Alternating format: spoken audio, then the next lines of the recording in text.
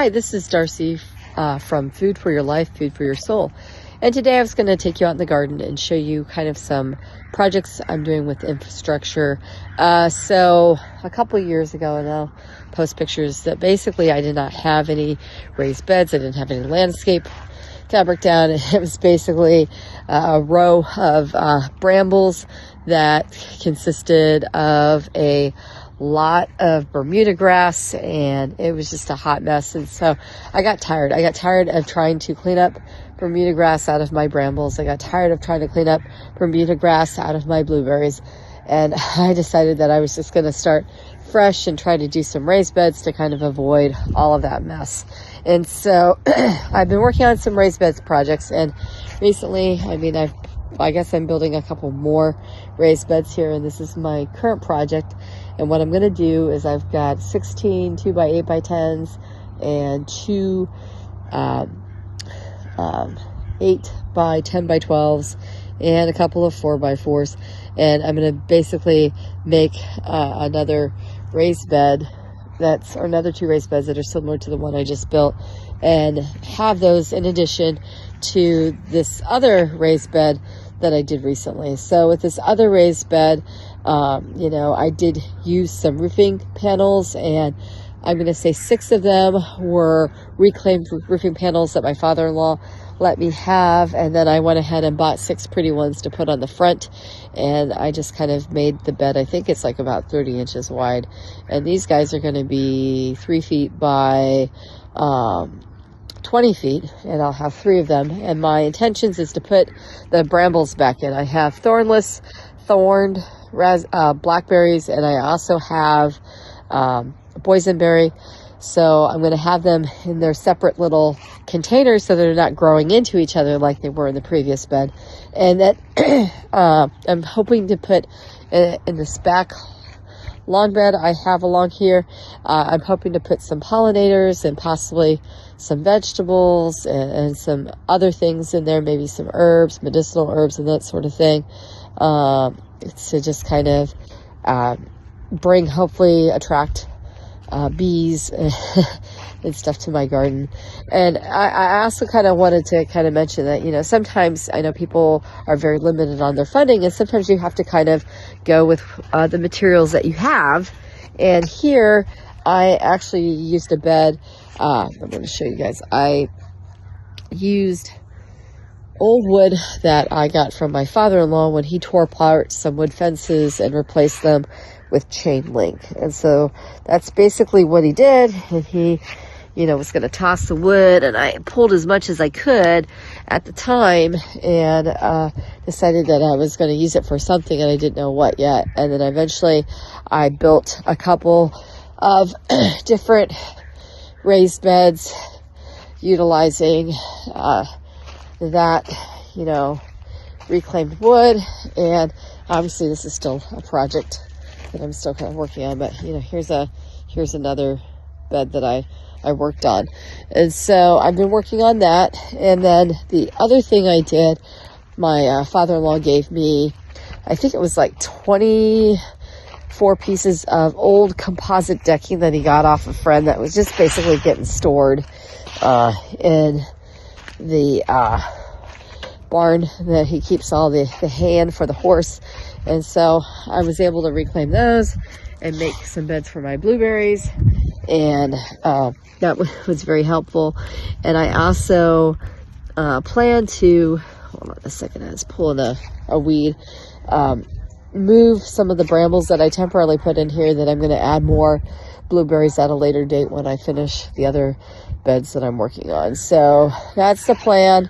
I am trying to also do, I think what they call it, the hugelkultur or lasagna method to raise beds, is where you put in several layers, and I think I at the very bottom have cardboard, and then I put wood down, and then I have been adding straw, and then a leaf layer, and then I think compost, and then manure, and then eventually I'm going to put soil on top. But it's, it takes a little bit of time, especially when, I'm a busy mom and I'm working full time and trying to, you know, maintain as much as I can. So it's taking me some time, and hopefully when I get this project done a little later today, I can kind of show you guys what it'll look like when it's done. Well, I got my 4x4s cut. Just in case you're curious on what tool I used, I just used a reciprocating saw. I think that's the easiest to go through thick wood, especially when they're 4x4s. So yeah, just a reciprocating saw with a wood blade on it. So I have my wood cut. So my plan basically is I'm gonna lay the 4x4s underneath, and then I'm going to line up these 2x8s to the edges of the 4x4 on both sides. That would give me basically a solid square hole. So I'm going to line these up to the edges over here on both sides and square them up, and then I'm going to take a drill and drill holes top and bottom of each of these boards, and then I'm going to take 3-inch screws, carpentry screws, decking screws, into this board to connect it into that board there. When I get that done, I'm going to do the same to the middle, where I put the boards and kind of line them up on the middle of the 4x4 here, and then on the end over here, and then I'm going to stand up both ends. And the last thing I'm going to do is I'm going to attach the end boards to the 4x4s. But when I get to that point, I'll kind of show you where I'm at. So what I did here is I put my 4x4s underneath the boards, and I kind of did it all the way down, got it in the center for my both sides. So what I'm going to do is I'm going to drill holes here and here and here and here on basically the ends of the boards. And after I drill the holes, I'm then going to switch out to a regular bit to put my screws in. I actually am going to use a number 2 Phillips head. I know some decking screws may be using a T40 star attachment. So I mean, it kind of depends on what screws you use in terms of what you put on your drill to drill them in. But that's my next step, is going to be just to basically drill some basic holes first.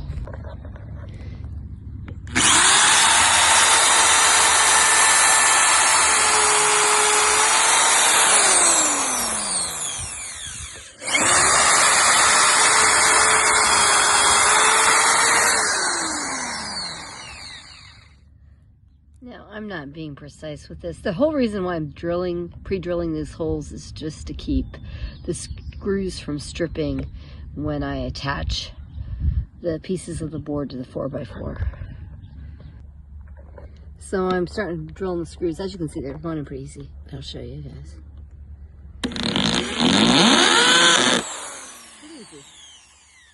So I have all the screws in on this particular bed. I'm just basically going to stand up the ends, or stand up the sides and attach the ends. I have one attached, so then I'm going to go down and attach the other end. So I have both ends attached. So the next thing I'm going to do is I'm going to put rebar. So about halfway in between, I'm going to pretty much hammer a piece of rebar in on all the sides and attach it with basically, I think they're couplings. So that way I'll attach it. I'm going to say this one side over here bows a little bit. I'm going to try to see if I can get that taken care of by putting the rebar in, but we'll see. So this first bed is basically done. I put the rebar in. You know, I'm going to say, is it level? No. Is it completely cut straight and precise? No. I'm not a carpenter by any means. I'm just basically self-taught, and with my rudimentary basic carpentry skills, which are pretty pathetic, you know, obviously I was able to construct a decent bed. So if I can do it, I'm going to say pretty much most y'all should be able to do this too, and construct a flower bed that should be able to last you for several years, especially using the Douglas fir, because it is pretty good material for lasting in terms of building a raised garden bed from wood. Other than putting in the rebar in the last bed, they're essentially done. So there you have it, guys. I've got my 2 new raised beds in line with this 3rd one, and I will have space for all of my bramble plants. And until next time, God bless, and happy holidays, Merry Christmas, Happy Hanukkah, Happy Kwanzaa, whatever you celebrate. Happy holidays, Happy New Year.